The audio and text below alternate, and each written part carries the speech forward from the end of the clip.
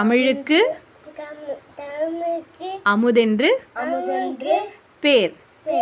அந்த தமிழ் இன்ப தமிழ் எங்கள் உயிருக்கு நேர். வணக்கம் சந்தோஷ். மாறன். வணக்கம் மாறன். கொஞ்சம் எழுதுவாங்க. இன்னைக்கு மொழிப்போர் தியாகிகள் தினம். நம்மளோட மாநிலத்தில் மத்திய அரசு ஹிந்தியை திணிச்சாங்க. அதில் நிறைய தமிழர்கள் போராடி அதை எதிர்த்தாங்க. அதில் நிறைய பேர் 70க்கு மேற்பட்ட பேர் 4 விதத்தில் இருந்தாங்க.